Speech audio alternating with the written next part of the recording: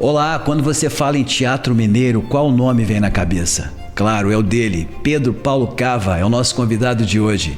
Eu sou Luiz Henrique Freitas e o Casa J Videocast já começou.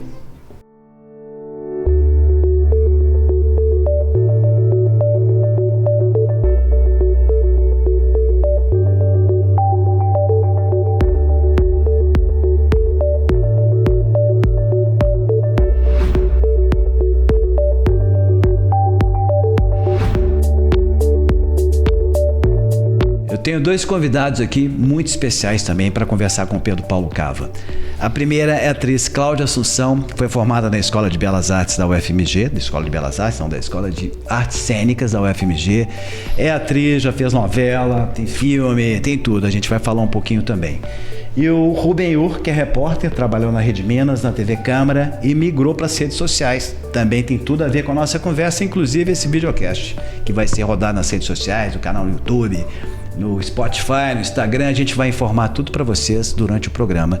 E o nosso convidado de hoje, dessa noite, Pedro Paulo Cava, muito obrigado por ter aceitado o convite aqui do Casa J Videocast. Eu que agradeço, esse convite, me honra muito. Estou aqui, vamos falar, vamos conversar fiado. Vamos conversar, vamos trocar ideia, é uma conversa bem solta. E eu vou começar com uma frase emblemática que você tem, todo mundo sabe. Fazer teatro é um ato de amor. Por quê? Porque, primeiro, não é uma profissão que é rentável do ponto de vista financeiro. Então, só fica fazendo teatro e só permanece nessa profissão ao longo do tempo e quem realmente está desapegado de dinheiro, de querer ser rico, porque não vai ser. Então, eu sempre digo, é um ato de amor você fazer isso. Um amor não só ao teatro, mas amor também ao público, a função social do teatro, enfim, a contar história, você também a escrever a história desse seu tempo, você escreve de alguma maneira, sendo qualquer função que você exerça no teatro, você está escrevendo a história desse tempo que nós estamos vivendo, o seu tempo. Então eu acho que é um ato de amor e de coragem, porque só fica quem realmente acha que ama essa história de fazer o teatro, Você tem que gostar, não adianta. Você você não forma, não é como se formar em direito e falar assim, eu não gosto de direito, mas você é advogado. A gente escuta muito isso, Eu não gosto de ser engenheiro, mas você é engenheiro. Mas não gostam da profissão.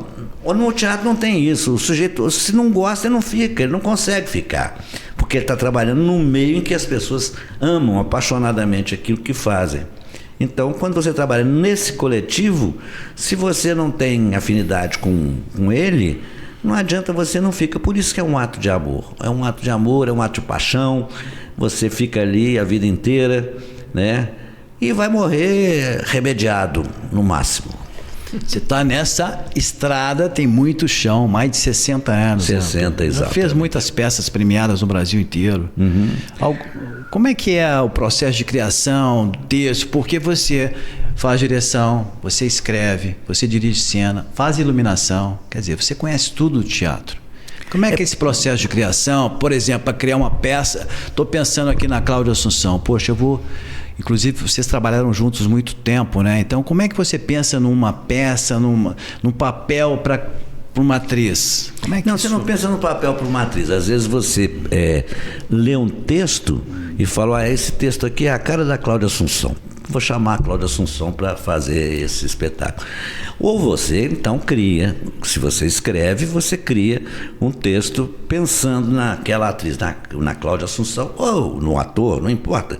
Você fala, eu queria fazer um texto para o Luciano Lupi, por exemplo, que eu acho um grande ator. Então você tem que olhar, são as características do cara, mas às vezes também acontece na personagem aparecer, passar na sua frente na rua, uma personagem que você fala, essa é uma personagem teatral, mas é a cara de fulana ou de fulano. E você vai em cima disso. Mas eu não sou um autor mesmo. Eu escrevi pouquíssimos textos, mas eu sou mais um encenador, um diretor. Então, quando eu leio um texto, eu já começo a pensar nos atores. Ou então começo a pensar que eu vou fazer uma audição para completar, fazer o elenco, principalmente se é elenco grande, se é musical, você tem que fazer uma audição. Porque musical, a primeira coisa que elimina um ator de participar é cantar. Se ele não canta, não vai participar de musical, né? Se não dança, também não participa. Então, tudo isso tudo isso tem muita subjetividade na nossa atividade. Não é uma coisa objetiva, não é uma coisa assim, olha, isso não é imutável. Não, isso muda todo dia. Você muda suas ideias. Criar um espetáculo, você vai mudando à medida que você vai dirigindo, à medida que você vai criando. E o ator também vai mudando a sua interpretação à medida que o tempo do ensaio. Por isso que os ensaios são longos. 2 meses, 3 meses, 6 meses de ensaio de um espetáculo, né? Aí você tem que colocar ele em cena na hora que você acha que ele está maduro o suficiente para receber o período de ensaio já é um trabalho? Por exemplo, ela é artista, ela já está trabalhando? Já, claro, no ensaio. 6 horas por dia, 7 horas por dia. É assim que funciona. Comigo. Porque tem um diretor que fala, eu só ensaio 2, 3 horas por dia. E fica suficiente para ele, tudo bem. Mas eu não dou conta. Eu gosto de ensaios longos, de muito tempo, com muitas horas. Porque eu acho que vai amadurecendo o espetáculo. Então, todo mundo, a partir da primeira leitura do texto que você reúne o elenco, já está todo mundo trabalhando, né? Então, não é fácil. E aí você tem um mês que você fica ali só lendo, só fazendo leitura, adivinhando as intenções, buscando, trabalhando mentalmente. Você está sentado numa mesa, chama-se leitura de mesa, você faz aquilo 15 dias, um mês. Então, aí, nesse meio tempo, o texto vai sendo introjetado pelos atores. Não existe decoreba aí no teatro, isso há muitos anos. Quer dizer, tem gente que monta espetáculo em 10 dias, 15 dias? Tem. No Brasil inteiro tem gente que faz assim. Aí é decoreba. Mas eu prefiro fazer o trabalho que o ator esteja organicamente de posse do texto dele, das ideias, das intenções, né? Eu prefiro fazer o trabalho assim. Por isso eu sou mais lento mesmo para trabalhar. Mais lento, mas você tem mais qualidade, né? Nessa trajetória sua, você está fazendo 60 anos de teatro, você recebeu centenas de textos. Nossa, milhares. Milhares de textos, milhares. Como é que você define, não, essa aqui vai dar, essa aqui não vai dar, eu vou trabalhar nesse, eu vou trabalhar naquele? Não tem um critério objetivo, não. É o que te bate no coração. Você tem que sentir. Você tem que sentir. Né? Então, o feeling com aquele texto. Você vai lendo. Além de receber muito texto, porque a gente recebia... O teatro brasileiro não é editado quase, né? Então, além de você receber os textos, todos esses xerox... aliás, eu comecei a receber texto de... Como é que chamava aquele negócio? De mimeógrafo. De mimeógrafo. Comecei só da fase do mimeógrafo. Eu também peguei isso na escola. Então, eu comecei a receber textos assim. E eu cheguei a ter na minha casa mais de mil e tantos textos. Que no final eu dei para a biblioteca da Escola de Teatro da PUC para fazer um banco de textos não editados. E está lá até hoje. E depois disso eu comecei a receber de novo. Já tenho 600 de novo lá em casa. Eu vou, uma hora dessa, levar isso para a PUC de novo e dar de presente para eles. Porque você vai recebendo, vai lendo. Isso serve, isso não serve. Não é que o texto é ruim, você leu. Não, é porque não te bateu. Não é às vezes é um texto excelente, mas ele não bate no coração do diretor. Então, se não bate, não adianta. Você vai lendo até bater. Por isso que essa procura incessante por um texto que fale, que te diga alguma coisa, que você se emocione com ele, se envolva com ele. Não é fácil.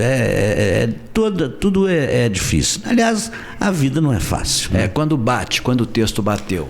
Quando bateu, você vai. Bateu. Esse aqui vai. Aí vamos atrás da Cláudia. Vamos atrás da Cláudia. Vamos chamar os atores. Essa peça aqui vai ter que ter 20 atores. A primeira coisa é o seguinte: vamos achar um patrocinador. Aí é difícil, aí é complicado. Essa é uma coisa Se complicada. bem que você teve muitos patrocinadores. Sim, mas hoje em dia, por exemplo, os patrocínios estão muito difíceis, né? Quando você não tem dinheiro para fazer teatro, a gente vê várias peças aí em cartaz, a campanha de popularização do teatro, quer dizer, tem que trabalhar com pouco dinheiro. Tem. Mas sim. o teatro é necessário e a gente precisa de bons atores. Então, Cláudio, vamos entrar na conversa.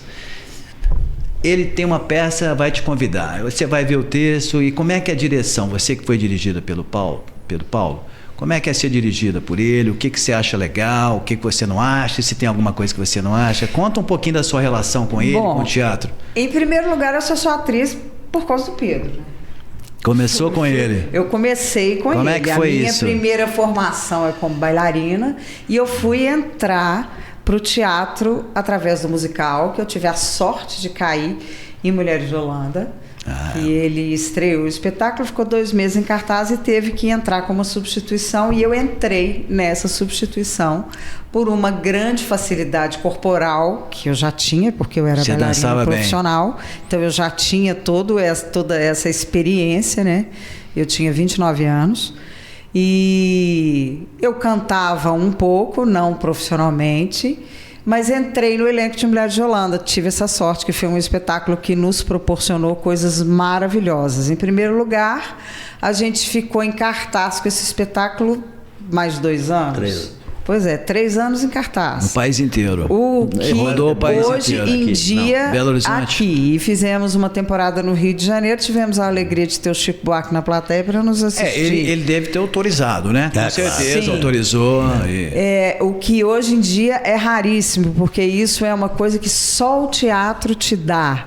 Né, esse fazer todo dia, estar ali de quinta a domingo em cartaz, repetir o mesmo espetáculo, ter que manter a mesma qualidade, ter a disciplina de chegar no teatro no mesmo horário, preparar o seu material de cena, isso só o teatro te dá. Esse exercício é só no teatro que você aprende, né? Mais nada te dá isso. Então foi ali que eu virei atriz, foi ali que eu aprendi a dar texto, foi ali que a minha disciplina veio da dança. Então a minha disciplina de bailarina, ela me ajudou muito, porque para mim não foi difícil isso, assim, não me doeu essa coisa de ter a disciplina, ela já vinha comigo. E ele é muito rigoroso na disciplina, ele chama é atenção, bravão, puxa a orelha, vamos parar, vamos começar de novo. Não, ele é bravão, ele repete quantas milhões de vezes tiver que repetir. Eu me lembro quando a gente estava fazendo a remontagem, era um espetáculo grande, era um espetáculo de mais de 2 horas, era um espetáculo de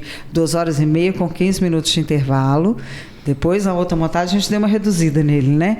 Mas nessa época era isso, éramos 14 mulheres e 1 homem, e falando sobre o universo feminino, né? Então era um espetáculo que emocionalmente pra gente era muito visceral, um espetáculo cheio de detalhes, de coisas mínimas, delicadas, em que a gente tinha que prestar atenção em termos de movimento, de entradas em cena.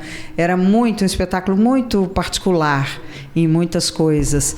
E ele é bravão, sim, ali na disciplina de prestar atenção. E não é mole colocar um espetáculo desse em pé, né? Eu lembro que teve um dia que eu fui para o teatro 2 horas da tarde, não esqueço desse dia, o cenário tinha 2 andares, e eu estava no 2º andar, assim, eu estava de relógio de pulso, e eu lembro que aí chegou uma hora, eu olhei assim para o meu relógio, eram quase 4 horas da manhã. Eu falei, gente... O dia passou e a gente nem viu, né? Lá embaixo, a gente não via dia, não via noite, não via ser a chuva, mas era isso. A gente estava muito próximo da estreia. Eu não queria nem saber se o tempo estava passando ou deixando de passar. Eu queria dar conta daquilo, né? Dar conta. E no dia da estreia tinha um iceberg dentro do estômago, né? Assim, ai meu Deus, a gente vai dar conta, eu vou dar conta, eu vou fazer. E foi. Então, assim, eu virei atriz ali. Foi ali que eu virei atriz pelas mãos do Pedro nesse espetáculo. E depois desse espetáculo vieram outros. Eu fiz Marido Matriz Filial com a Larissa Grau, que é uma grande atriz, com o Paulo Rezende, que foi um espetáculo da estreia de um projeto no Teatro da Cidade maravilhoso, que chamava Segunda e Terça com Riso. Era um patrocínio da Unimed, que foi muito bacana. E fiz outros espetáculos com ele. Depois eu comecei a trabalhar com ele como assistente de direção em outros musicais, nas remontagens de Mulheres de Holanda, porque aí teve um 2º elenco. Quando precisou uma atriz deu pau, precisou substituir, quem foi que entrou? Eu, lógico, né? Porque eu conheci o espetáculo todo. Então, assim, a gente... direção, certo? Tem que fazer tudo. A gente criou aí uma estrada de muito trabalho, de muita cumplicidade, e eu segui aprendendo muito com ele, porque além de aprender em cena, eu aprendi muito com ele fora de cena, vendo ele dirigir e dirigindo junto com ele e aprendendo ali. Então, assim, a minha formação primeira teatral, ela se deu dentro do Teatro da Cidade. Então você também é diretora hoje? Eu não ouso dizer que eu sou diretora. Eu acho que eu sou uma boa assistente de direção. Se eu estiver bem acompanhada... Vai. Eu queria uma reflexão do Cava. Assim, uma coisa um pouco mais profunda. O que é o teatro? Essa coisa que atravessou os séculos. O mundo teve transformações extraordinárias, né? Isso começou lá nos palácios dos reis. Eles criticavam o rei na frente dele, o rei achava bonito, né? Depois veio a Revolução Francesa, veio a República, o mundo foi se transformando e continua se transformando. Que milagre é esse dessa coisa chamada teatro que permanece? Como é que você explica isso? É a única arte que o ato de criar é feito no mesmo momento em que ele está sendo percebido pela plateia. Esse encontro entre quem está em cena, os atores, e a plateia, esse é o grande segredo que o teatro atravessou, esses milênios que atravessou. Porque ele começa lá na Grécia dessa mesma forma. Eu falei isso. Séculos são milênios. São milênios, Então, ele começa dessa mesma forma e está aí até hoje. É um ato do encontro entre uma comunidade que vai ali, paga ou não paga o seu ingresso, e está ali assistindo a vida acontecer. É isso. O grande segredo é isso. Então, você não tem outra arte que seja assim. Não tem. Só o teatro. Porque você pode dizer, não, a dança também tem público, tem, mas não tem texto. Né? O show de música tem texto, mas não tem movimento, não tem história, não tem nada. É uma música, às vezes não se cadeia com a outra, entendeu? O cinema não tem público. Então, o teatro, o grande segredo da sobrevivência do teatro é essa presença do público junto com o ator, essa comunhão que acontece de emoções.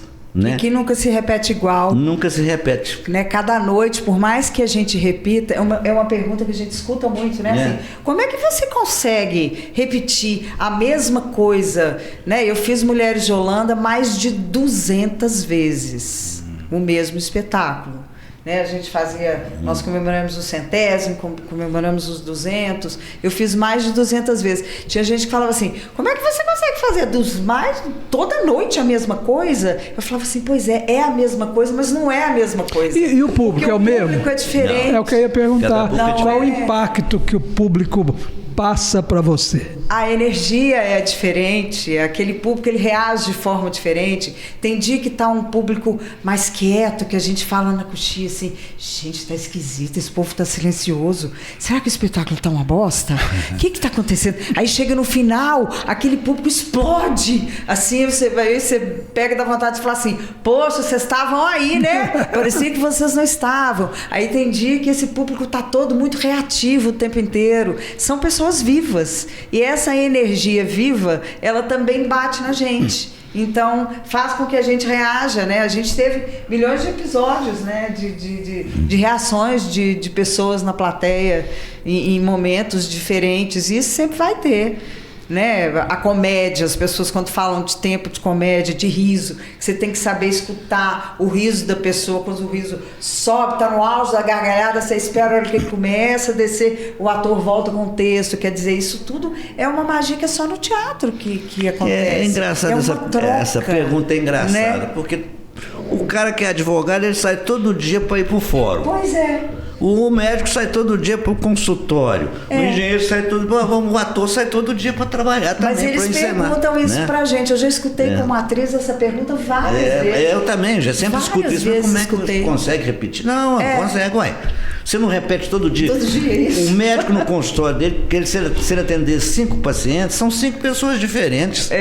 Nós no teatro, se recebemos de quinta a domingo, quatro plateias, serão 4 plateias diferentes. E o espetáculo não será igual ao que foi na noite anterior. Isso é muito comum. E essas pequenas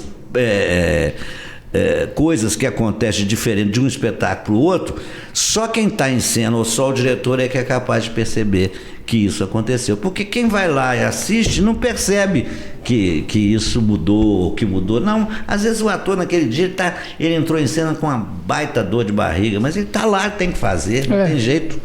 Né? Então muda a forma dele fazer, muda, claro, você tem que entender isso, né?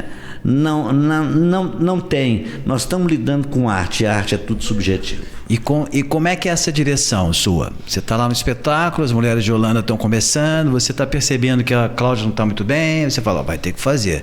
Como é que é o momento do diretor enquanto a peça está sendo apresentada? Não, eu tenho para mim uma coisa assim engraçada. Eu, depois que estreia, eu não quero assistir durante uns 2 meses.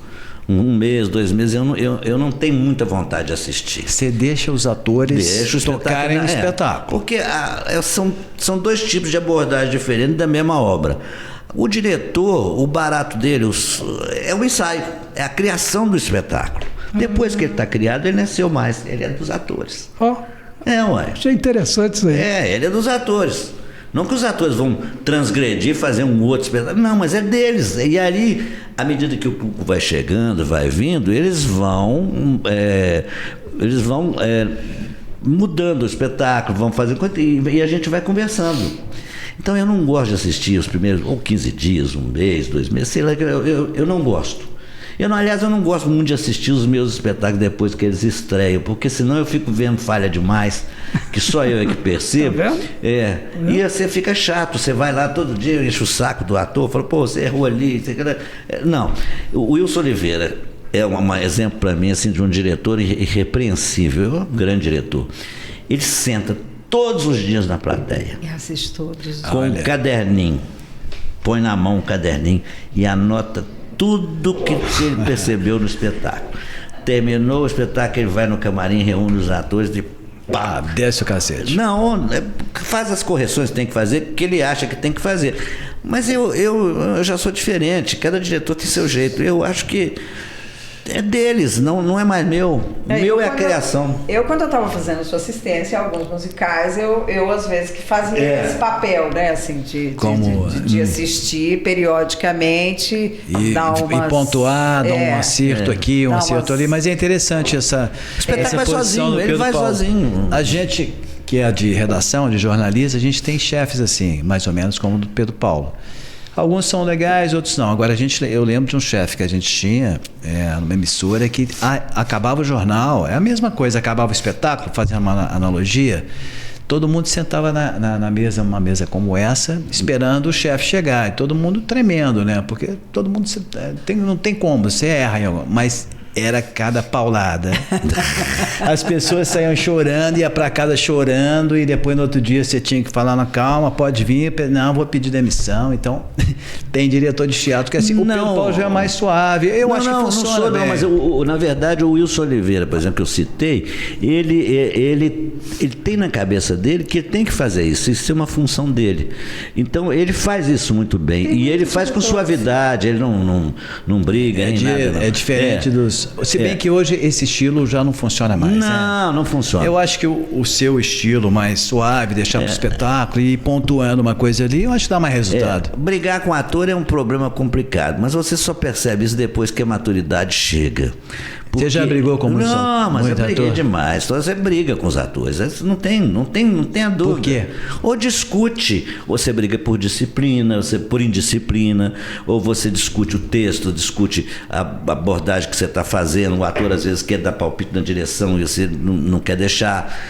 Tudo isso acontece porque é uma relação tão visceral que você tem com esse grupo que está trabalhando com o texto, com a obra, etc, que muitas vezes as coisas explodem e as pessoas brigam, como não brigam em qualquer redação, não brigam numa empresa, não brigam em qualquer lugar, brigam. Então é muito comum, brigar com um ator é muito ruim, porque quando você briga com um ator, você não está brigando com aquele ator, você está acabando, você está, na verdade, detonando um elenco inteiro, porque fica todo mundo inseguro, com uma briga de diretor com ator. Mas eu levei uns 30 anos para aprender isso aí. Mas nesse ponto aí, o que o Luiz falou, eu acho um pouco parecido com o jornalismo, porque o jornalismo é o seguinte: o jornal tem que ir ao ar. 8 horas o jornal tem que estar no ar. Ah, mas eu estou editando ainda. O jornal tem que entrar. E aí não tem chefe paciente na hora dessa. Não tem. Né? Então o espetáculo tem que começar, né? Não, o espetáculo tem que começar. Isso não tem dúvida. A matéria boa é aquela matéria que vai pro ar. Não adianta se ela for boa e ninguém vai ver. O espetáculo é a mesma coisa. O ator, você está muito bravo, mas você vai ter que atuar e fica tranquilo e tal. Mas isso é normal. As relações humanas são assim, né? As pessoas têm dias e dias diferentes, né? Pedro Paulo, qual foi a maior peça que você dirigiu com o número de atores? Foi Mulheres de Holanda, mas você tem vários espetáculos, né? Assim, ó, Morte e Vida Severina. Não, o espetáculo com mais atores que eu realmente dirigi foi o Rei Momo, feito em 79 no Teatro da Biblioteca Pública, porque eu tinha 46 pessoas em cena. Esse é o espetáculo com o maior número de atores, e que foi um sucesso espantoso, e era um musical, uma ópera samba, e cara, só quem viu que pode lembrar, porque nós inauguramos o Teatro da Biblioteca Pública, que ele era só um oval assim, que o público sentava no chão. Então eu botei ali naquele espaço 45 atores, 46 atores, cantando, dançando, interpretando uma ópera samba. Foi muito doido fazer isso naquela época. Eu tinha exatamente 29 anos ali. Não era um diretor ainda experimentado nem nada, não, mas tinha ali. E daquele elenco, muita gente ficou fazendo teatro. O outro, porque era um elenco que vinha todo de uma escola, que foi uma das primeiras escolas de Belo Horizonte, que foi a escola do Ronaldo Bosco, que foi o Centro de Pesquisas Teatrais. Então, você botar 46 pessoas ali, disciplina naquilo, e abrir a porta todo dia, e lotava, dava fila e volta, e o povo ficava. Era um troço de doido. Eu falava assim, gente, é muito louco isso. E os atores adoravam fazer aquilo. Quando a reinauguração do projeto do Francisco Nunes também, aí um dia só, mas foi a reinauguração do Francisco Nunes, eu tinha quase 200 pessoas em cena, mas aí foram vários grupos, vários quadros, etc, que eu costurei um espetáculo ali. A reinauguração também que eu dirigi, a abertura do Cine Brasil, que foi o Guerra e Paz do Portinari, também devia ter mais de 100 pessoas em cena. Mas também foi a abertura do teatro. Dirigir aquilo. Esse espetáculo foi mais complicado, porque tinha gente que vinha do Rio, Ana Botafogo, Milton Nascimento, tinha gente que só ensaiou comigo 2 horas, 3 horas. O espetáculo foi para a cena e foi redondo. Eu fiquei tão impressionado. Foi uma costura. Eu costurei o espetáculo daqui, conversando com as pessoas fora daqui. Bela Tchau tinha quantos? Bela Tchau tinha 13 pessoas. Bela Tchau. Galileu, que tinha 3 horas de duração, foi em 83, ele tinha 26 atores em cena. Eu gosto de elencos grandes, gosto muito. Pedro, nós tivemos toda uma geração de mineiros que foram embora, né? Jornalistas, poetas, o Gabeira está até hoje no ar. Por que você ficou em Belo Horizonte? Essa é a grande pergunta que todo mundo me faz. É uma geração que saiu, a minha geração saiu. Ainda bem que você não saiu, né, com a gente. A minha geração saiu quase toda. Quem saiu também, opção. Mas jornalistas saíram, foi a minha geração a imprensa brasileira foi feita pelos jornalistas mineiros que saíram aqui nos anos 60. Você mesmo está citando o Gabeira. Não, as pessoas vinham de São Paulo com ônibus aqui para pegar jornalistas e levar para lá. Isso aí é famoso. Mas saíram também quando as televisões elas se transformam em rede. Então, a Rede Globo no Rio, a Rede Tupi em São Paulo. Muitos atores saíram daqui. Muitos. Mas eu posso te dizer que naqueles final dos anos 60 e dos anos 70... Zé Maia, né? Pois é. Então aí você tem que perguntar, desses, vamos dizer, 100 atores, vamos botar uma quantidade... 100 atores saíram daqui naquela época para tentar a vida no teatro, na televisão, no Rio e São Paulo. desses 100 atores, 3 deram certo. 3 ou 4. Zé Maia, o Antônio Grassi, foram esses aí que deram certo. O Jonas Bloch, né? Então, foram pouquíssimos, né? Por quê? E sumiram, porque é difícil. Não, e você? E o Pedro Paulo Cava? Não, pai, eu vou explicar o porquê. Eu sou filho de um casal, filho único de um casal que minha mãe já me teve com 45 anos, em 1950. E eu sempre fui muito ligado com meus pais. Eu sempre fui muito ligado com a cidade. Eu gosto de Belo Horizonte, muito apaixonado pela cidade. Hoje nem tanto mais, eu já tenho minhas restrições a muitas coisas. Mas eu sempre fui muito apaixonado por essa cidade, pelas pessoas. Mas eu tinha dificuldade de sair e deixar pai e mãe também. Então eu fui ficando. Não faltou convite para sair, até para o exterior, não faltou. Mas eu falava, não quero não. Eu saí para o exterior para estudar, para participar de festivais, várias coisas, mas eu não saí para ficar fora. Eu nunca saí assim, tomei um ônibus e falei assim, eu vou mudar de cidade, vou morar no Rio, eu quero fazer televisão. Eu nunca quis fazer televisão nem cinema, né? Até porque são línguas diferentes que eu não falo. O cinema é uma linguagem, a televisão é outra, né? Eu não falo essas línguas, são línguas eu só falo a língua do palco, então é diferente mesmo. Aí eu tinha esses pais muito velhos, eu cuidei muito deles até eles falecerem, da maneira que eu pude. Tem dias que eu acho que eu assim, cuidei até pouco, mas eu fui ficando. Eu gostava de ficar. Aqui eu fiz uma vida social, conhecer gente, casei várias vezes, fiz um círculo de amigos muito grande, porque eu participei de... Não só fiz teatro, mas eu fiz música, trabalhei com o pessoal da música, trabalhei com o pessoal da dança, fiz locução durante 50 anos, locução de comerciais. Eu tinha um mercado de trabalho aqui que me possibilitava me manter, né? Então eu fui ficando. Eu não tive essa coisa de querer a fama pela fama, quer dizer, sair daqui para tentar a fama no Rio, São Paulo, ou uma condição de vida melhor, que eu nem sei se é tão melhor assim. Eu acho que mais ou menos o teatro é mais ou menos que se equipara. Mas os grandes amigos meus sempre foram de gerações mais velhas. Paulo Altran, né, Juca de Oliveira, essa geração, eu convivi com todos esses grandes artistas brasileiros, que me deu um aprendizado muito grande, porque eles vinham para cá, ou eu ia a São Paulo, ou eu ia ao Rio, passear e ver espetáculos, e tinha sempre interação com essa turma toda, Fernanda Montenegro, e vai por aí afora, Maria de la Costa. Olha, imagina com quem eu convivi, com a nata do teatro brasileiro. Só com os que estavam mortos que eu não consegui conviver. Mas eu convivi com quase todo mundo. E de maneira assim, muito afetuosa sempre. Então eu queria ficar em Belo Horizonte e queria que Belo Horizonte fosse um polo teatral. E eu acho que cheguei a conseguir um grande... montei uma escola, dei aula na cultura inglesa, na Aliança Francesa.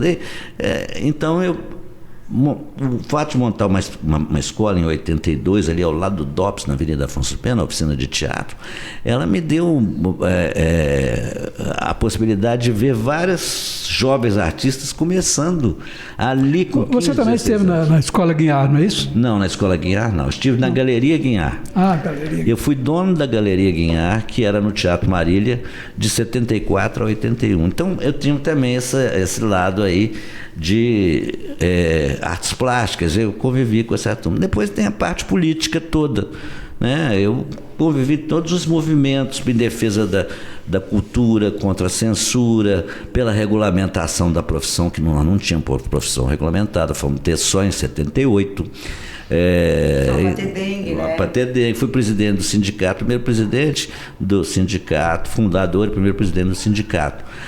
Então eu tinha essa luta por Belo Horizonte e achar que isso aqui ia acontecer, e de fato aconteceu.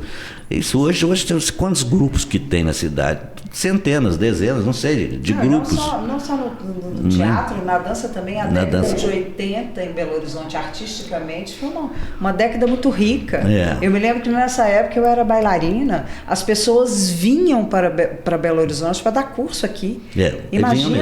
Imagina, vinham para cá, a Elê Bittencourt, o Oscar Arraes, que depois foi diretor do Grande Teatro de Genebra, a Bettina Belomo, que é argentina, que se radicou em Belo Horizonte e foi casada com Fred Romero, que é mexicano. Quer dizer, o movimento da dança em Belo Horizonte, você não precisava de sair daqui para fazer curso com ninguém, nem para assistir espetáculo, porque todas as companhias de dança vinham a Belo Horizonte fazer espetáculo aqui.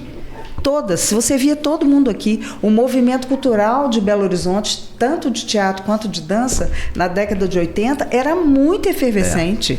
Era muito efervescente. Não era, Pedro? Muito. Eu me lembro disso claramente, de assistir espetáculos do Antunes Filho, aqui em Belo Horizonte. Foi nessa época que surgiu o Grupo Corpo, não? Aqui também, o Grupo Corpo, Maria é de quê? De 72, 73. Eu assisti espetáculo do Antunes, eu assisti Macunaíma, do Antunes no Palácio das Artes. Então, quer dizer, Belo Horizonte era um lugar em que todo mundo vinha teatro e vinha dança para cá o tempo todo, as pessoas vinham para cá, faziam espetáculo.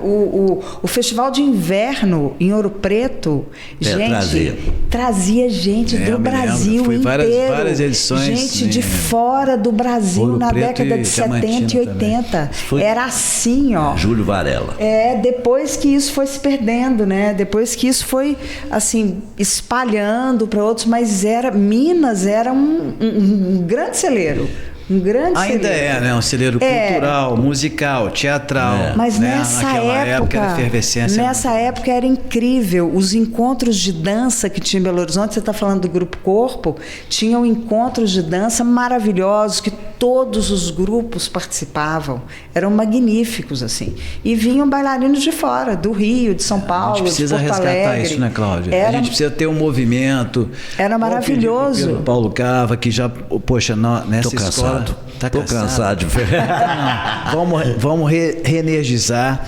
Você criou a oficina de teatro, parece que mais de 5 mil pessoas, 5 mil atores foram formados. Não. Muita gente. Como é que era a sua atuação? Uns 2 mil atores passaram ali nas duas oficinas, tanto a da Avenida Afonso Pena, que ela fecha em 89, e depois ela vai ser, em 10 anos depois, a PUC convida para abrir a escola de teatro na PUC. Então, abrir a oficina universitário? Não, abrir a oficina de teatro da PUC, está lá até hoje. Hoje chama Escola de Teatro. No prédio do IEC. Ali na Praça da Liberdade. Praça da Liberdade. Pertinho. Então, deve ter passado, no total, nessas duas escolas, uns 2 mil atores, porque era uma escola livres, que dava uma formação muito boa, um tipo de ensino bastante diversificado. Quer dizer, você não precisava ter preocupado que só tinha uma estética. Não, você tinha diretores mais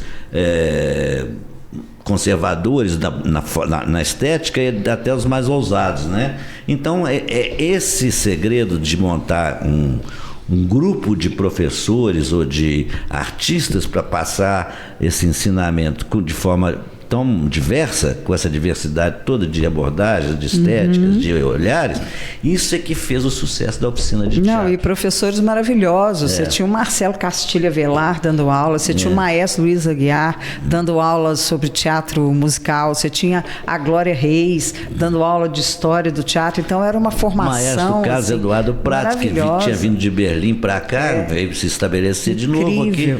Ele dava aula lá de ópera, teatro lírico. Delícia de assistir. Eu assistia, eu era professora de corpo, eu ia assistir aula. Dulce Beltrão, que dava corpo. Então era muito bom. Você tinha o Gradinho, você tinha o Limoeiro, são abordagens completamente diferentes da visão teatral, né? O Gradinho, Limoeiro, Ronaldo Bosque. E aí você vai tendo essas pessoas todas conversando, sentadas no mesmo lugar, dando aula, se misturando junto com os atores, com os candidatos a ator, com os alunos. Isso tudo faz um diferencial. Então, acho que a oficina fez esse diferencial, tanto que em algum momento a PUC tentou acabar, quando eu saí, tentou acabar o cidadão lá tentou acabar com a escola e não conseguiu, porque não podia mais, a escola já tinha vida própria. Já tinha vida própria. Então, até hoje ela funciona. Funciona agora no campus. Só que ela está no campus, e lá. A formação hoje, Pedro Paulo? A formação deles agora é de 2 anos e meio, mas você vai fazendo por ano. Então, continua sendo uma escola livre, mas ela te dá hoje, com 2 anos e meio, a capacitação profissional. E como é que é o mercado para os atores hoje, os artistas? Eu acho que hoje eles não vão muito para o mercado. Eles saem da escola já formando grupos. E esses grupos eles começam a fazer seu próprio trabalho, vão atrás dos seus patrocínios, vão atrás dos seus espaços, etc, etc. Essa meninada ela tá mais para formar grupo do que para formar o que a vida inteira foi o teatro. Eu chamava aqui a Cláudia, chamava o fulano de lá, né? Eles se reúnem às vezes 5, 6 pessoas, formam um grupo e fazem espetáculo. Né? Hoje está mais assim. Eu acho que isso também é um pouco fruto dessa dificuldade que o Pedro fala de se conseguir patrocínio. Então, Belo Horizonte também é uma cidade que isso também sempre deu muito certo. Assim, Belo Horizonte é a cidade dos grupos, dos eventos e dos festivais. Tudo que se propõe em BH nesse sentido sempre deu certo. Você pode ver que tem festival de quadrinhos, o FIT, festival de circo. Isso agora sempre tá tendo festival de circo. Dá certo. Isso sempre em BH dá certo. Assim, a cidade meio que abraça esse tipo de evento, né? A cidade gosta, o público comparece. E os alunos de teatro, eles formam mesmo essa coisa dos coletivos. Quantos grupos de teatro não surgiram assim? A Companhia Luna Luneira mesmo é um exemplo. Eles saíram da escola do Palácio das Artes com o Nelson Rodrigues, né? Muito bem dirigido, e eles viraram um grupo. Eles viajaram com esse espetáculo de formatura no Brasil inteiro. Hoje já são menos, mas a companhia existe até hoje. Fruto de um grupo que saiu de uma escola de teatro. Então, isso às vezes acontece muito. É, né? Bom ver os jovens, viu? É legal isso. É bom ver. Eu acho que até são um pouco iniciativas de fruto. novas, né? O teatro é movimento, né? Então, tá tudo se movimentando muito rapidamente.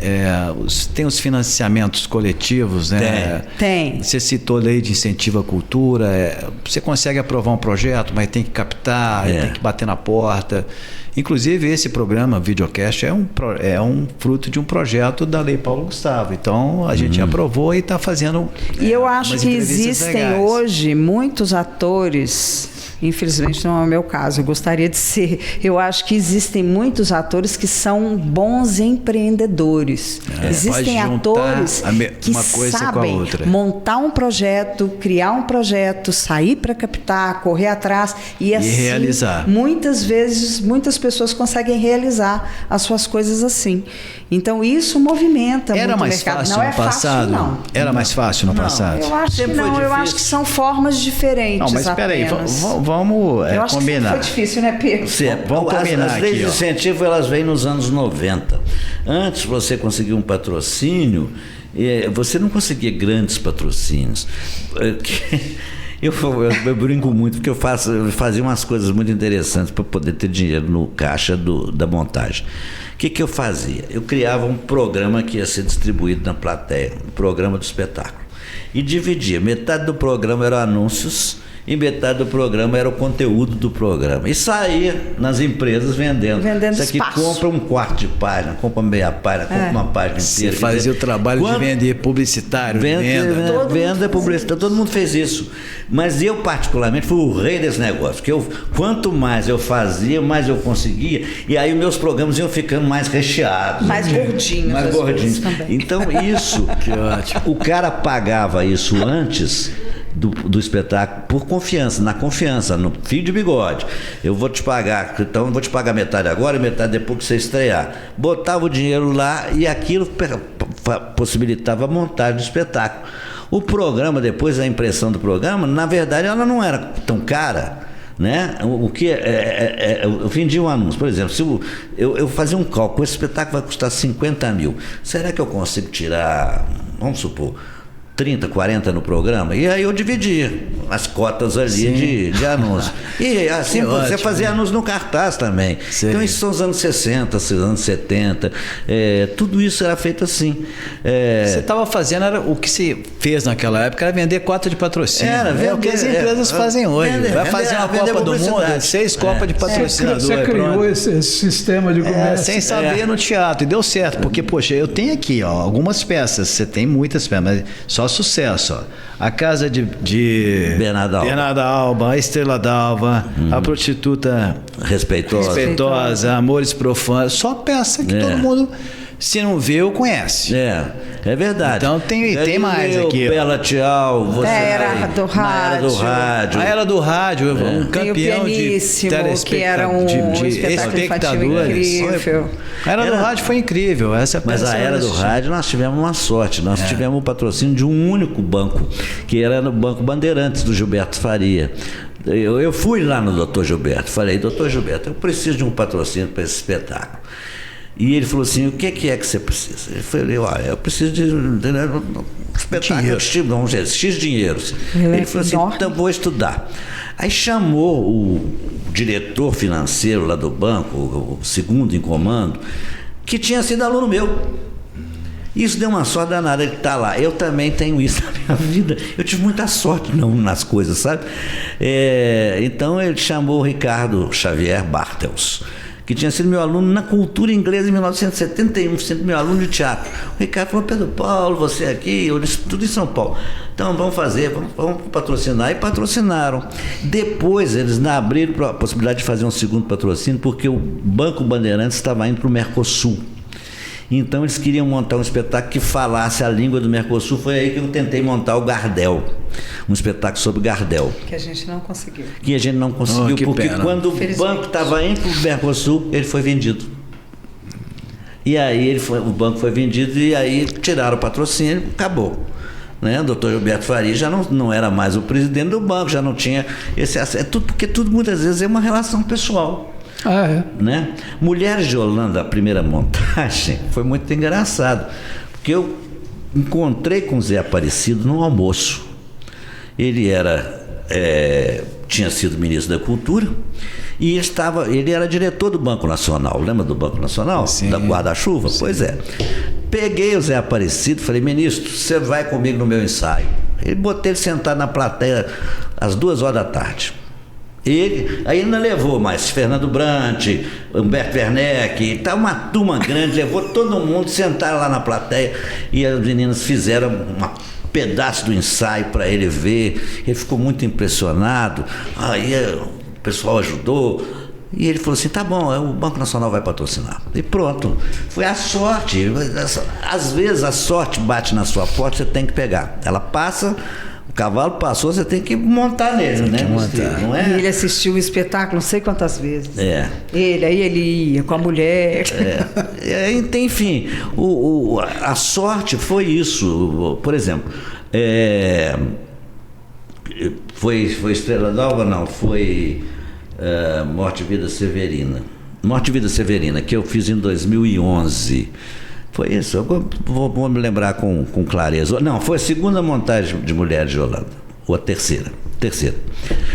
Houve uma solenidade de inauguração do Teatro Telemar Cláudio Viana, lá no 4001 da Afonso Pena. E cheio de gente de teatro, de políticos. Estava lá o Hélio Costa, que era o ministro das Comunicações. Bom, o Hélio Costa tem uma história interessante. O meu pai não era ninguém, meu pai era um farmacêutico prático, mas ele representava uma indústria do Paraná que nos anos 60 vendia muito produto para mulher, produto de limpeza de pele. E o Hélio Costa era o cara que ia na casa do meu pai para vender para a captação de anúncio para o estado de Minas. era o Hélio Costa. Depois ele foi para os Estados Unidos, Foi para Itatiaia, né? Para Itatiaia. Mas ele ele ia lá na casa do meu pai. E eles adoravam a conversa. E eu era menino. E o Hélio Costa lá. E o Hélio Costa fez uma vida inteira. Eu conheci o Hélio Costa. Então, quando ele vinha, voltava, eu estive sempre com ele, de alguma maneira. Nesse dia, ele passou por mim e falou: Pedro Paulo, você está aqui? Eu falei: tô, Ana, ministro, você tá ministro aí, eu tô aqui. Ele falou: não, mas eu sou ministro, você não me pede nada, não me pede um patrocínio? É pra já, senta aí. Eu falei: vem cá. Senta aí agora, vamos conversar. Agora. Ele falou: o que você quer? Eu falei, e ele ainda falou assim: se você remontar Mulheres de Holanda, eu te patrocino. Olha que coisa. Foi assim, e a terceira remontagem foi assim. Eu falei: então vou remontar. Aí ele me mandou o correio patrocinar. Então, por isso que eu digo, a sorte. Outro dia eu vi uma entrevista tão engraçada daquele menino do Rio que não é músico, mas que, enfim, como é que ele chama? Esse jornalista famoso do Rio de Janeiro, Noites Tropicais, vou lembrar já no nome dele. Não estou com Alzheimer, não. E não, aí, nem eu, ninguém. É muito aqui, nome, sabe? Não, esse famoso que adora Marisa Monte. Faz aí, produção, faz aí uma pesquisa aí pra gente. Noites Tropicais. Nelson Mota. Nelson Mota. Vi uma entrevista do Nelson Mota outro dia na televisão, ele falando assim: não, eu fiz sucesso porque eu tive muita sorte. Ele falando assim, eu falei: gente, ele tomou as minhas palavras. Mas a sorte é importante. Sem sorte ninguém vence na vida, Eu não. tive muita sorte. Sorte ajuda, né? Eu entrevistei o Nelson Mota recentemente, não, já tem uns 2 anos. E tem muito isso, porque a Elis, ele teve uma relação muito forte com a Elis. Inclusive, ele foi responsável pelo sucesso dela.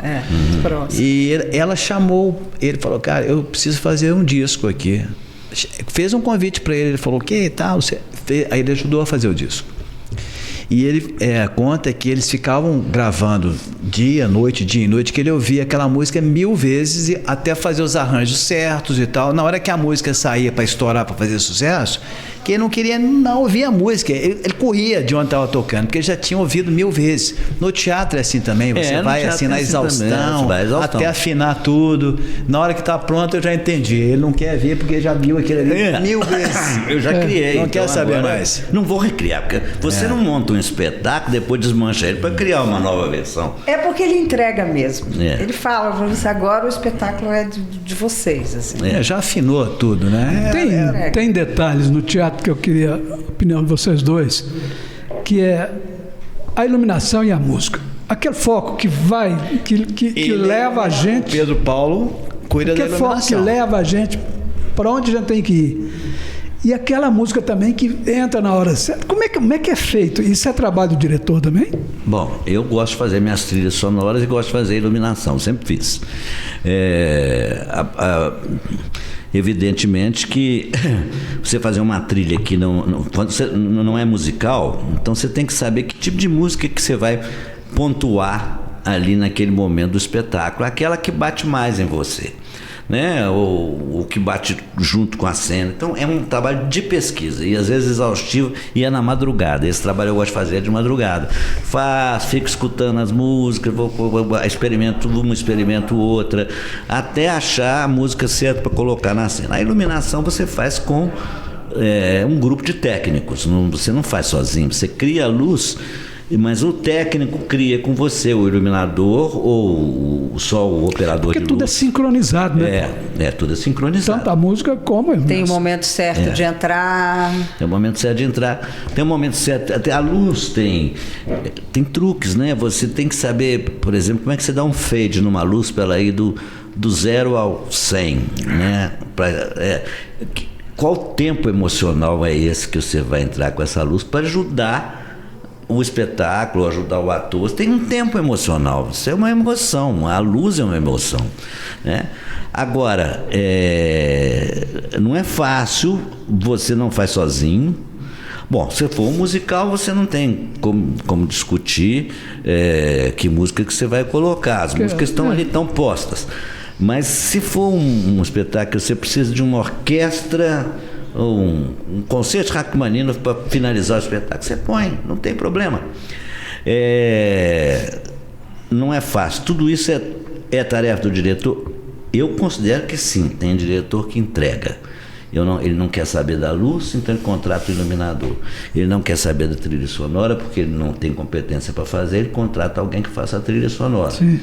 Eu, por exemplo, não tenho competência para fazer figurino, mas os figurinistas sofreram na minha mão, porque eu dei palpite a vida inteira em tudo, na cor da roupa. Porque eu acho que cor é uma coisa que no palco te dá uma sensação diferente. Então você vai mudando de cor. Cenário também, eu dei palpite demais nos cenários todos. Eu fiz cenário junto com os meus cenógrafos. Tivemos grandes embates, por exemplo, Raul Belém Machado, Décio Noviela, os dois já se foram, mas são grandes gênios, né? Eu tive embates, Raul não é assim que eu quero, Raul, mas é assim que eu quero, e aí ficava até ajustar aquilo, né? A coisa acontecia. Aí é assim mesmo, criação. É muito detalhe. Porque você não cria sozinho, muito sabe? Detalhes e tentativas, né? Às vezes tem uma coisa que um cenógrafo imagina e que na hora que por isso que a gente faz ensaio para a luz, vamos ensaiar com o figurino hoje. Tem coisa que você testa e às vezes não vai dar certo. E se der um branco, se você esquecer na hora que ela fala? Meu querido, isso é uma coisa que pode acontecer com qualquer um. No branco. E aí, se você estiver sozinho sobe em cena, o som, sobe a música. Se você estiver sozinho em cena, você tem que pensar o seguinte. Aí é complicado. A plateia não sabe que eu tô tendo um branco. Quem sabe sou só eu. Então eu vou seguir de onde eu me lembrar. Aí é você com a sua segurança. Pula uma Se parte. tiver com medo, vai com medo mesmo. E só a plateia não sabe que você errou. Se você estiver sozinho em cena, é só você que sabe. Agora, se você tiver com um bom colega em cena e que ele estiver plugado em você, ele vai te ajudar e vocês dois vão seguir. É porque os dois conhecem o texto. Né? Se for um coletivo e tiver que dar um pau em alguma coisa, o coletivo vai conseguir se virar. Em Mulheres do Ano nós vivemos um momento que para mim é inesquecível, acho que você vai se lembrar disso. Quando a gente fazia o espetáculo da primeira montagem, a fita era de rolo. Sabe aquele gravador de rolo? Era aquele. A trilha estava gravada ali. A trilha estava toda gravada ali. E o gravador, a fita arrebentou. Uau. Num momento coreográfico, com a Thaís Garaípe no andar de cima, ela batia um pilão que dava o ritmo da cena, cantando e a gente numa coreografia. Então era ela em cima e nós 13 embaixo, no compasso dela, e uma coreografia e ela cantando.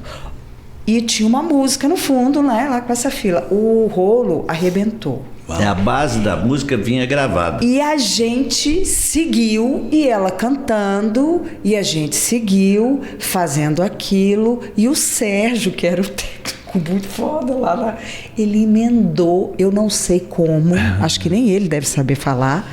Ele emendou a fita e colocou num determinado ponto. E soltou. Quando ele soltou num determinado ponto, o coletivo inteiro pegou a coreografia no mesmo lugar, todo mundo sem errar. Eu não me esqueço disso. Numa única respiração. Eu não esqueço. Entrou no ritmo da música. Voltou no ritmo da música. A plateia nem sacou. Nós fizemos um pedaço sem música, Thaís cantando a capela. A hora que a música voltou... Se o Pedro Paulo Cava estivesse lá assistindo... Eu estava. Você estava. Ela pegou a música no lugar certo e nós pegamos todas juntas o mesmo movimento. Mas isso a gente já tinha uns 200 espetáculos nas costas. Já sabia. Acho que a gente já fazia isso até dormindo. Né? Então isso é o treino que vai te pegando. Agora, é horrível você ter um branco em cena. Porque é uma coisa que dura 1 segundo e parece que dura 10 anos. É horrível. Você fica de ressaca moral 15 dias, mas depois passa. Mas gente, essa é a vida, Paulo, gente. Você é daquelas pessoas que dormem de madrugada, por exemplo. Você falou que para escolher uma música você gosta de escolher de madrugada. Hoje a gente já tem aqui o celular, tem os programas de computador com milhares de músicas. Não sei mexer. Mas você escolhe as músicas como? Eu tenho 5.000 discos. Eu tenho um acervo de bolachas e CDs e fitas. Eu escolho. eu escolho desse. Se eu não tiver, eu vou atrás do disco. Eu não, do CD, do disco. Do CD, do disco, eu vou atrás. Se eu quiser alguma coisa que eu ouvi, eu não tenho em casa. Mas então eu tenho.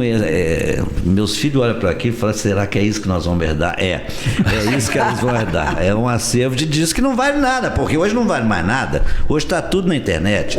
Né? Mas eu gosto de manusear o disco, a bolacha. Eu tenho um bracinho lá que vai soltando líquido para limpar à medida que toca.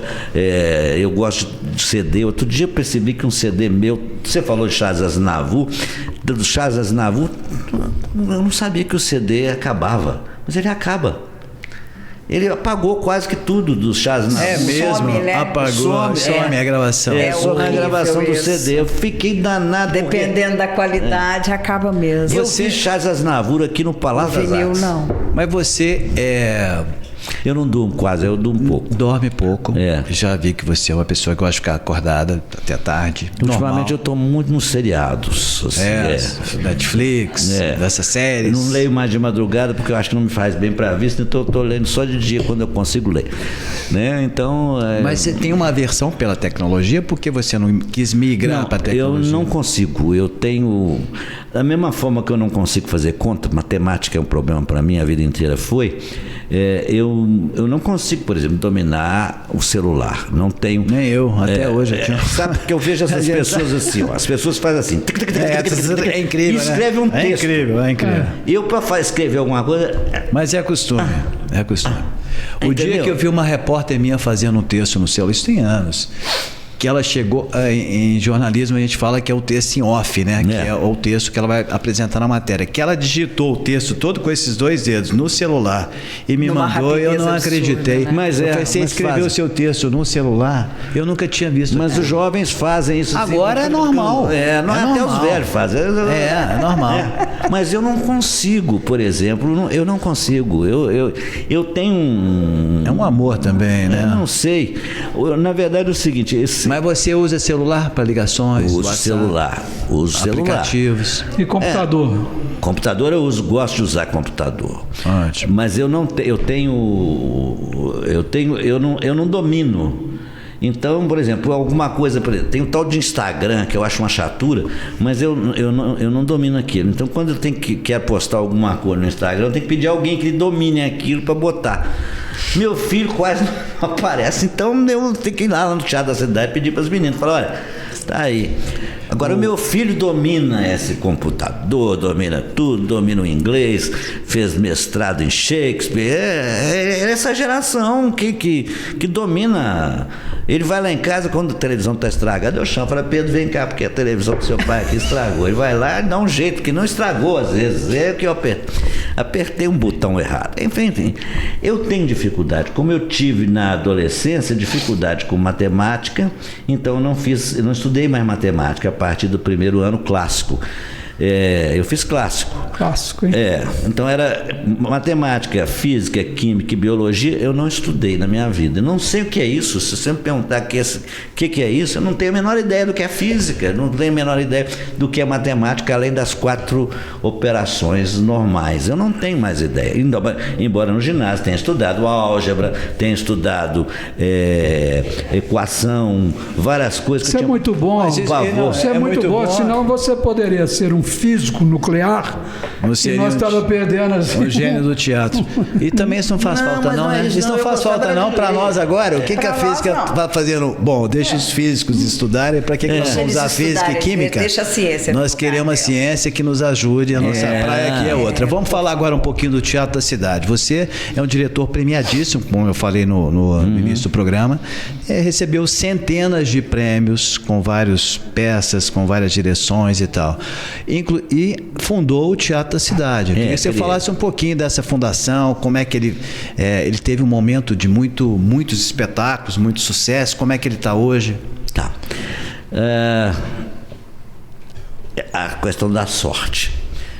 Não é sorte, é competência também, não né? Sei, é saber onde que o cavalo está passando arriado, se eu não entrar nele, ele vai embora. Era dono da Galeria Guinhar, 74 a 81. Foi uma fase de ouro das artes plásticas em Minas Gerais. E ali, eu comecei a conviver como dono de galeria, como marchand, como galerista, com a nata da economia de Belo Horizonte, que eram os colecionadores, os empresários, os empreiteiros, essa coisa toda. E fui fazendo amizade com um, com o outro, independente de qualquer interesse. Mas eu sempre fazendo teatro, ao mesmo tempo fazia teatro. E a galeria, por estar no mercado de arte com muita força naqueles anos 70, o modernismo estava no auge, supitando aí, a galeria dava um dinheiro relativamente bom, que as pessoas falavam, não, você vai ficar rico. Eu nunca fiquei rico, mas porque eu pegava o dinheiro também, botava nas montagens de teatro, não tinha patrocínio, botava ali, tirava o dinheiro da galeria e montava um espetáculo. Bom, ali eu fiz amizade com muita gente. Um desses cidadãos ficou meu amigo à toa, gostava de colecionar, ia lá, aquela história toda. Bom, o que aconteceu? Eu sempre falava na cabeça dele, ele era um construtor, e eu falava na cabeça dele assim, Belo Horizonte está com pouquíssimo teatro, você podia construir um teatro. Construir um teatro. Ele falou assim, eu só construo residência, eu não construo prédio comercial. Eu falei, mas você podia construir um teatro para nós, para a cidade, você está tão rico, está tão bem de vida. Pedro Paulo, te prometo o seguinte, no dia que eu for construir um prédio comercial, eu vou arranjar um espaço para você fazer um teatro. E eu sempre brincava muito, que eu falava com as pessoas assim, eu não vou ter um teatro aqui em Belo Horizonte, hein? Eu não vou ter um teatro aqui, eu vou construir um teatro. E ninguém acreditava, claro, é dificílimo construir um teatro. Bom, esse amigo meu, então, finalmente, em 86, meu filho estava recém-nascido, ele aparece na minha casa à noite com a mulher e fala assim, um rolo de plantas e uma garrafa de champanhe, caviar e pão. Uau! Aí eu morava num apartamento. Eu falei, Luiz Fernando, o que é? Ele falou, não, abriu as plantas em cima da mesa e disse, aqui vai ser o seu teatro. Que incrível, hein? Que legal. Eu vou te arranjar, vou te dar isso aqui. Bom, resultado da história, no ano seguinte eu entrei, ele estava terminando de construir o prédio, eu entrei para construir o teatro, era o canteiro de obras do prédio, que era esse espaço, frações ideais do canteiro de obras. Então, ele não me deu efetivamente, porque ele tinha sócios, e os sócios falaram, não vai dar não, você vai fazer um comodato. Sim. Então ele me deu um terreno em comodato e falou, constrói, é seu. E me ajudou com algumas coisas da construção. E eu fui, comecei a procurar. Aí é a loucura. Saí no comércio. Onde é quem vende privada? Casa Gaetani. Não existe mais. Casa Gaetani. Incrível. Você fui lá no seu Ítalo Gaetani e falei, seu Ítalo, eu preciso de tantas privadas para o meu teatro. Não tô acreditando. Quem vende parafuso? Fulano de tal, rede de parafuso. Foi gente, assim. Não tinha engenheiro, não tinha mestre de obra. Tinha tudo. Para fazer esse processo. Isso tudo, mas para conseguir de graça era eu. Tinha que ser você. Eu estou construindo um teatro. Eu fui para São Paulo. Em São Paulo eu consegui todo o sistema de som com a Signos, que era o auge do som. Que bacana. Fui também numa fábrica. Isso porque é Pedro Paulo Cava. Não, eu fui com a cara e a coragem, ninguém me conhecia. Por exemplo, você sabe como é que foi? Tem uma história muito engraçada, que foi o seguinte, eu liguei, quando eu estava em São Paulo, liguei para a única fábrica de veludo de algodão que existia no Brasil. E conversei com o dono.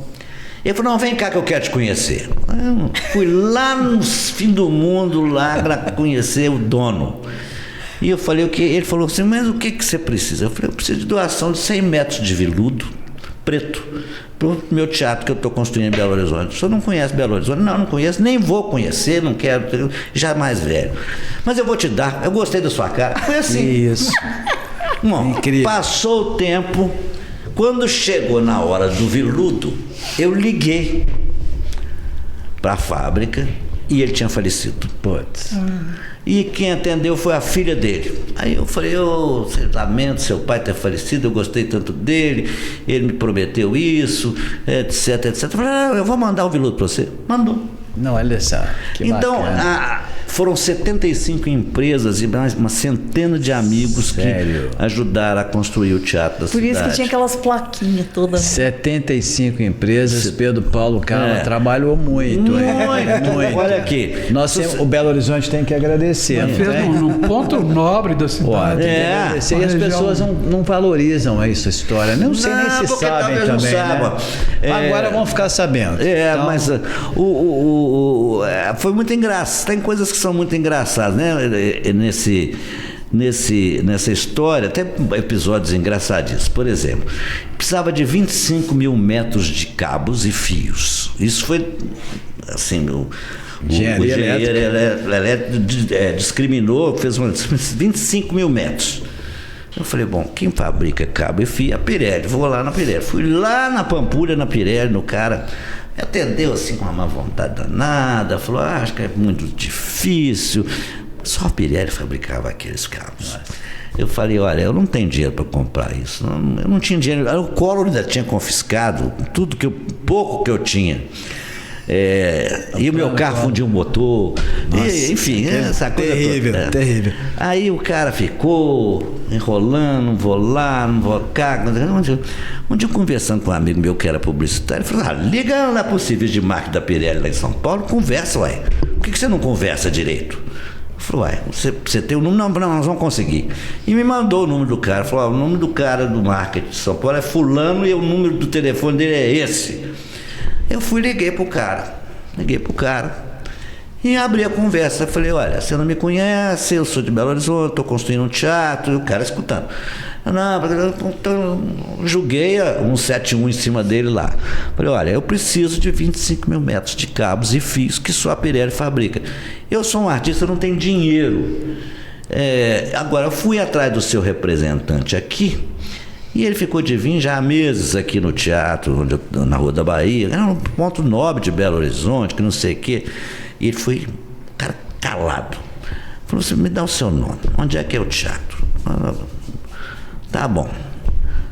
Me dá aí 24 horas que eu vou tentar pensar no seu caso. No dia seguinte, o representante, que não tinha me tratado muito bem, estava lá no teatro. Para conhecer. Eu vim conhecer o teatro. Aí já era outro conversa. Papo, né? E vieram os 25 mil metros de cabo. Mas e a contrapartida? Você falou, vamos colocar uma plaquinha da Pirelli aqui? A plaquinha da Pirelli está lá, como de todas as empresas, e durante 10 anos, todos os programas do Teatro da Cidade, os programas de espetáculo, tinham os nomes das empresas que ajudaram. Se vocês virem essas placas hoje, vocês vão ver que uma grande parte dessas empresas já faliram, já não existem mais. Móveis Madeirense. Madeirense era uma das melhores fábricas de móveis do Brasil. Mas, Pedro Paulo, tem uma coisa aí que eu acho que essas pessoas que te ajudaram, elas de alguma forma perceberam que isso aí era um teatro para valorizar a arte, valorizar o teatro. Era um teatro de artista. Valorizar os artistas. Tudo bem, você deu aquela... Você conseguiu passar isso para eles? Falou, Cláudio, eu vou abrir um teatro, mas é para... público, é pro ator, e eu preciso e essa ideia foi essa mesmo. Aí, porque pelo amor de Deus. Não tinha instituição, eu não tinha uma instituição por trás, assim, pesada, né? Era você mesmo. Se eu tivesse um banco, um BDMG, se eu fosse filho de família rica, né? É incrível isso. Né? E o teatro hoje, como é que tá? Você teatro, ficou na direção eu saí há muito tempo, 33 anos, mas eu saí muito cansado, saco cheio de lidar com a burocracia das secretarias, a burocracia cultural, os partidos políticos são muito chatos, seja quem estiver lá, de esquerda ou de direita, eles são chatos demais. Eu cansei dessa briga. Entendeu? Então eles confiscavam o dinheiro. É a Unimed. Continua a Unimed. Continua, 28 anos é a Unimed. E você saiu da direção, como é que está? Eu saí da direção, passei para 2 jovens, que eles têm saco para enfrentar as planilhas, a burocracia, eu não tenho mais. E estão com um gás todo para fazer teatro. Eu já não tenho tanto mais esse gás. Eu cansei, eu quero fazer um ou outro espetáculo, uma ou outra coisa, mas são 60 anos de trabalho. A gente cansa. Você tem uma cultura, uma história, um legado. 120 anos, na verdade. Eu já vivi o dobro. Eu tenho a impressão que foi tanta intensidade que eu já vivi o dobro.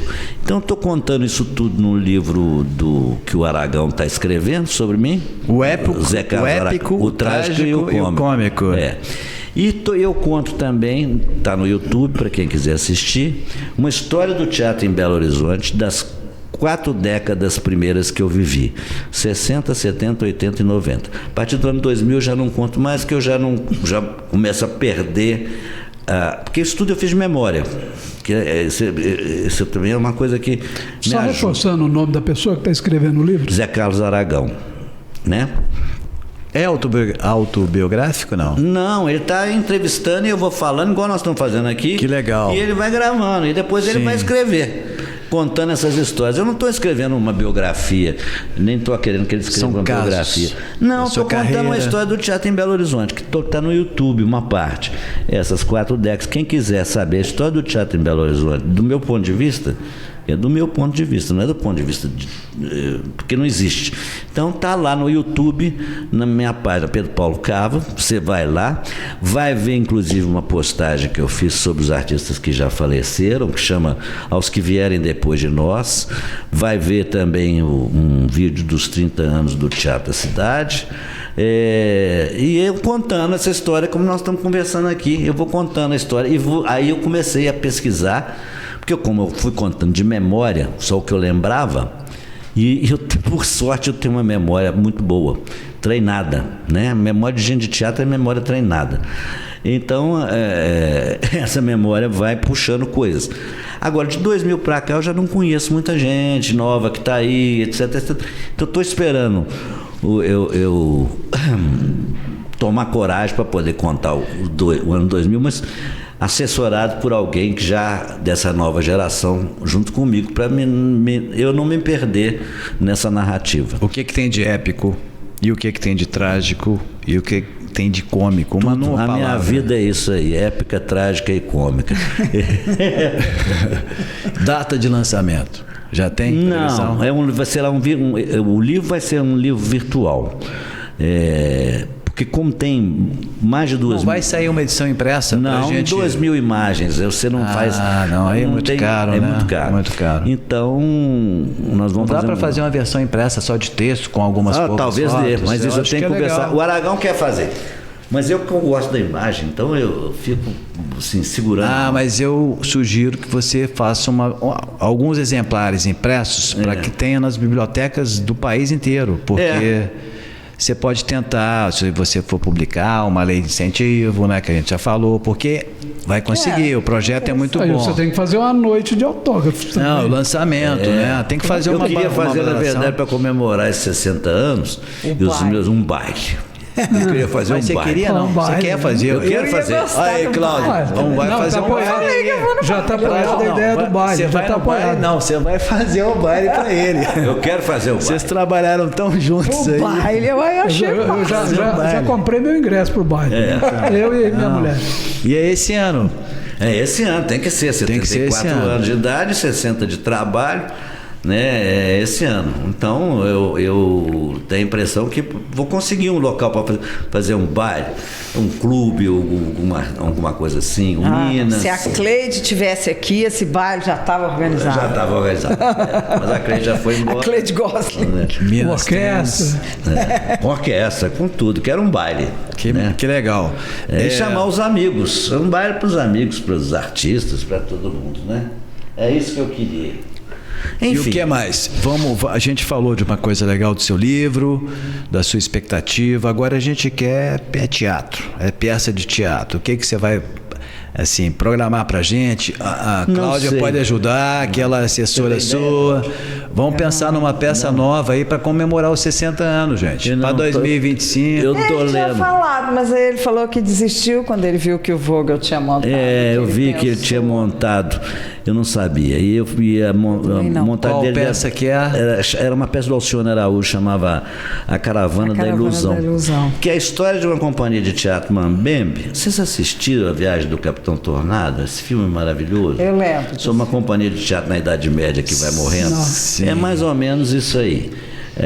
Só que é uma companhia de teatro que vai morrendo e eles se dividem numa encruzilhada, os artistas, Isso é a cara do Alcione Araújo, que foi dos que foi para o Rio de Janeiro, que saiu dessa geração dos anos 70.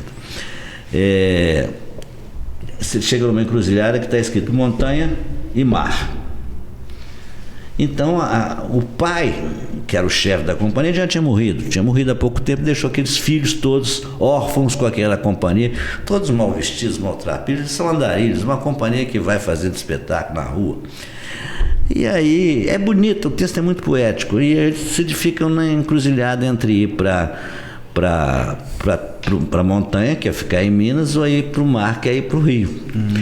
E aí aparece uma cigana e afinal sequestra um deles, que vai embora para o mar, e os outros ficam na montanha, né? E esse que vai para o mar, ele volta um tempo depois e fala: me enganei, eu fui atrás da arte e só achei a fama. Eu queria arte, eu não quero fama, quero fazer arte no mar, mas lá não tem.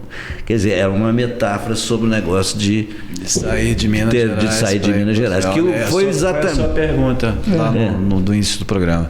Então, é muito bonito o texto, é encantador, poético, etc, etc. E o cara fica danado e volta, porque afinal... Mas ele volta e já não encontra mais o teatro que ele queria. Já não existia mais a companhia. É essa a história. O cara se decepciona porque no Rio de Janeiro, no mar, as pessoas se preocupam mais com a fama do que com a arte. E é verdade. Os mineiros, nós agradecemos muito por você ter ficado aqui, ter feito tantas peças, né, que divertiram tantas pessoas, milhares de pessoas, né, ô Rubem? E a gente tem um pedido, né, claro, para encerrar o programa, que você pegue nos seus textos lá, nos manuscritos, nesses textos mais antigos, consiga uma história. Você deve ter muitas histórias. Não, legais, tenho, mas eu tenho que começar uma pesquisada e... Peça para a Cláudia para te ajudar, passa serviço para ela, e vai arrumar um patrocínio aí para fazer, ou então um financiamento coletivo, mas falando que é do Pedro Paulo Cava e da Cláudia Assunção, acho que vai ter muita chance de dar certo. Né? Tomara. Esse é o nosso apelo aqui do Casa J Videocast, porque, ok, temos livro, temos o baile, mas a gente quer uma peça de teatro também. Tá bom, tá feito o pedido. Tá feito, nós vamos fazer. Eu não te chamei aqui para... Opa, eu tô até aqui, ó. Eu não te chamei para fazer um pedido, não, mas tem que fazer, né? Nós queremos fazer teatro, Cláudia Dias, Cláudia Assunção. Por favor, com você atuando. Eu te dirigindo, hein? Pessoal aí. Meu bem. Pessoal aí dos bastidores aqui, do estúdio, né? Bora lá, vamos comemorar. Uma peça de teatro. Eu que tenho que agradecer esse convite por ter vindo aqui, falar dessas bobagens todas que a gente falou, conversado, né? E agradecer a Claudinha e vocês todos. Eu que agradeço. Os meninos aí da produção, da equipe, da produção, da técnica, de tudo. Câmeras. E dizer que eu estou às ordens. E continuo, por enquanto, vivo. Né? Vamos nos avise dos livros e tal, e a gente vai divulgar nas nossas redes sociais. Eu agradeço aqui o Rubem U. Gostei demais. Muito obrigado. Está diante do monstro sagrado aqui do Teatro Mineiro de Belo Horizonte e do Brasil e fora do Brasil também. Né, porque a arte não tem localidade, né? Não tem fronteira. Não tem fronteira. Então, foi um papo muito agradável. Correto, passa rápido. A Cláudia também aqui contando as histórias dessa passagem. Cláudia Assunção, bailarina, atriz, Avenida Brasil. Ela deu tapa que o Brasil todo queria dar. Dei. Quem não lembra da novela, dá um remake aí vai lá na Neide lá, que é fácil de achar. Que todo mundo queria. Cartomante, né? E agora fica o convite, mas falando sério mesmo, vê se você pensa em outra peça, lança o livro, tá pensando já, ótimo. Cláudia, dá uma assessoria, por favor. Muito obrigado, Pedro Paulo Cava, você é um monstro. Obrigado. Obrigada, gente. Tchau, foi gente. Uma delícia. Obrigada. O Casa J Videocast está terminando aqui, você pode nos seguir nas nossas redes sociais. Esse programa vai estar em várias plataformas, no YouTube, no Spotify. E nos siga e até o próximo programa.